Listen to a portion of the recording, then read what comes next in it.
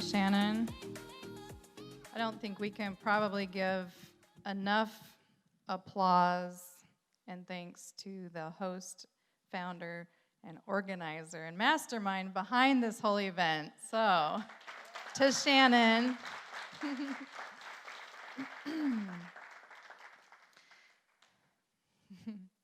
Thank you so much for the warm welcome that you gave to me.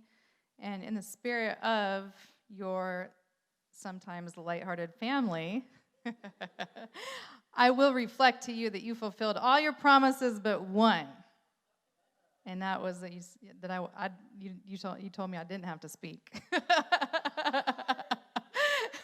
No, but so this is very unexpected. I do not have a speech plan, so you can rest assured I will not be long.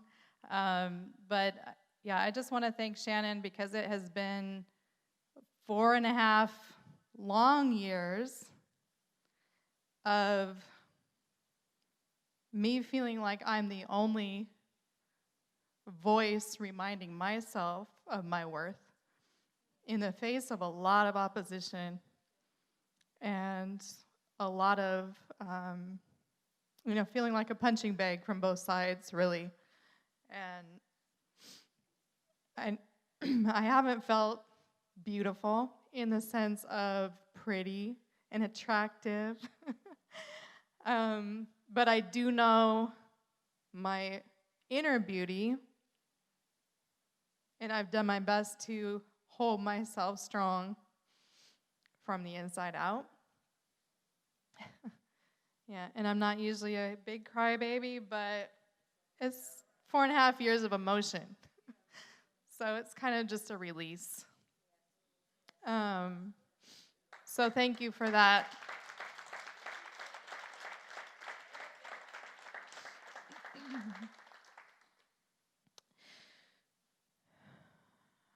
And I guess the only thing else that I really want to just reflect back is that, we all have this magic mirror with filters on it, right?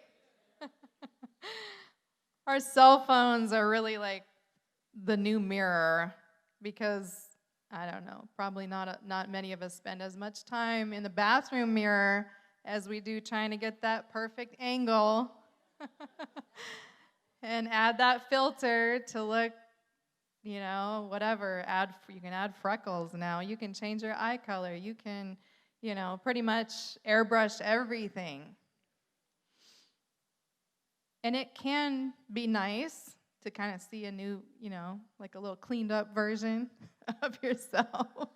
But to keep track and to be very clear, meanwhile, on who you are.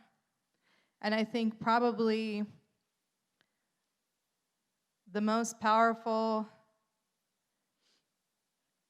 kind of mantra that I've had is that I know who I am, and I will afford no one the right to tell me who I am.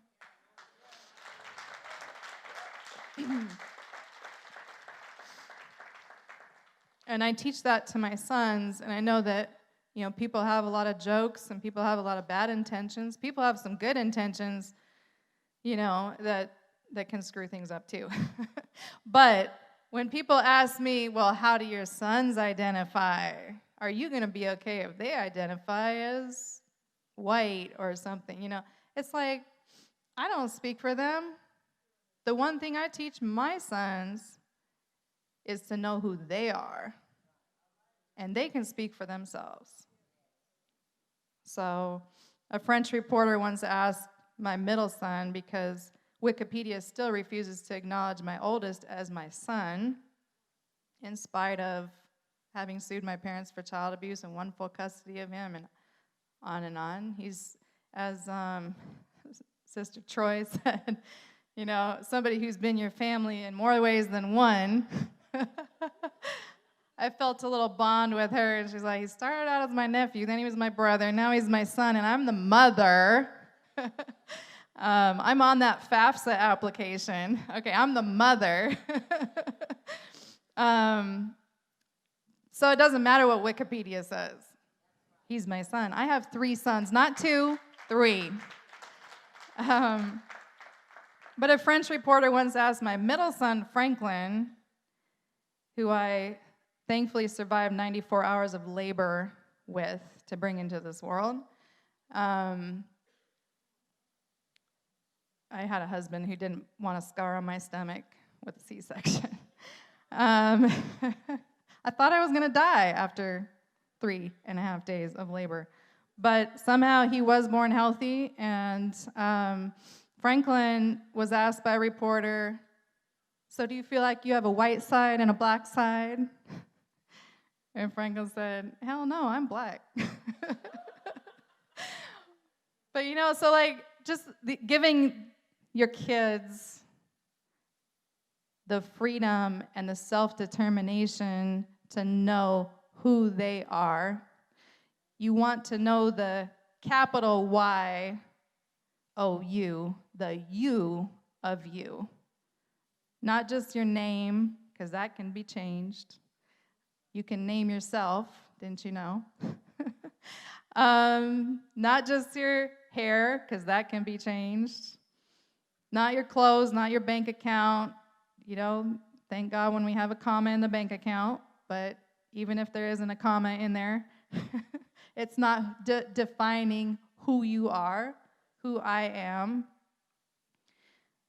but to know the you of you, that core that goes beyond a name, beyond a category, beyond a label. And I think that, that's really what, hopefully, if you do have the opportunity to read my book, I share my whole story from being born on the side of a mountain in a teepee with the only witness to my birth listed as Jesus Christ. To a couple parents who didn't believe in doctors, because Adam and Eve didn't have a doctor, so they didn't need one either. From there all the way to 2015, when people all over the world heard my name. Maybe some people don't know who I am, which I just am thrilled when somebody doesn't know who I am, because I have the opportunity to actually introduce myself. You didn't see the Netflix documentary about me. You didn't see Matt Lauer's take on me. You didn't see The Real. You didn't see Dr. Phil. That is so thrilling for me to hear that you don't know who I am. Not because I want to be invisible, but because I know if you start with, I Googled, I already feel defeated, because you already have that mirror. You have those projections. You have that lens. You're wearing those glasses. And now my task is to try and undo that narrative and try to reintroduce myself, which sometimes is really impossible to do. Once somebody has, that you don't get a second chance at a first introduction type of thing. So, although I hope to share my story at a very old age, after doing all the work that I intended to do for the community and raising children, and I thought when I was 80 years old, I would write my memoir. And instead, I wrote it at 38. And not because my life story has ended, but because I really wanted the world to know me. And I was refused publication for over a year by every major publishing house.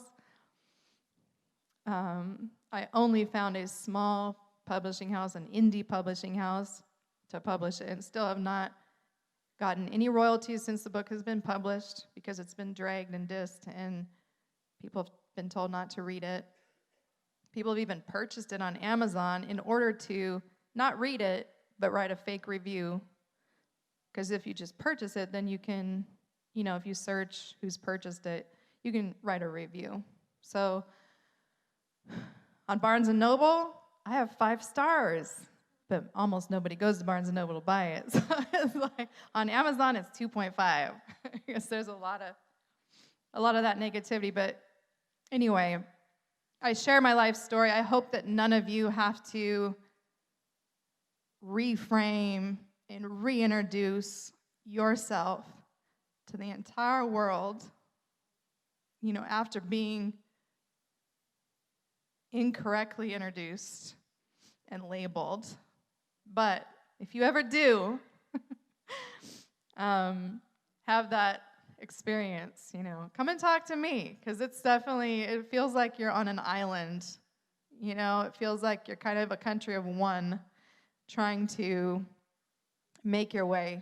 And I don't want to dwell on the sadness or the opposition, but I do want to acknowledge the difficulty, because I think that today we're living in a very fake world with a lot of superficial, filters and lenses, and everybody's smiling, and everybody has everything perfect. And behind that, as was mentioned by many of the speakers today, there's always a reason. It's not just what somebody looks like, but it's like, why did they do what they do? Why are they the person that they are? And I feel like understanding that reason and holding space for coming to know a person as a fellow human being, as a fellow woman, is just so important, and it's rare in our society. And that's why I really want to honor Shannon, because this is rare for women to empower women. For Black women to empower Black women is a revolutionary act. For women to empower women in general is a revolutionary act today, because there's so much competition, tearing down, and you've always got to have that perfect filter. But behind that filter, or that smile, or whatever, is a struggle. And, many of us are survivors of sexual assault. Many of us are survivors of domestic violence. Many of us are survivors of cancer. Many of us are survivors of poverty and life challenges that you cannot assume or see, just on the surface on Instagram. So even if you don't feel pretty or attractive, like I have struggled to feel in the last several years, being called the biggest insult to white women and the biggest insult to Black women, and being ridiculed, just every part of my body picked apart and racialized in one way or the other. You can still feel beautiful. Even without feeling attractive. Because the word that came to mind when the speaker said, what do you think of when you think of single? I think of like available, attractive, those kinds of. I'm technically single, but I don't really, like if somebody says, "Are you single?" I'm like, I don't want to say yes, because that says I'm available. I'm not available. My heart is broken. It's not ready to give to somebody else. So just knowing yourself and knowing your season, and it's okay, because everything's temporary, and a season will change. Spring will come again. So I thank Shannon so much for being that breath of fresh air and that welcoming spirit. And after getting a lot of punches, a lot of slaps in the face, to feel a hug has felt really good. So I hope that this conference goes on to inspire and encourage and be that warm hug that other women need in years to come. So thank you so much.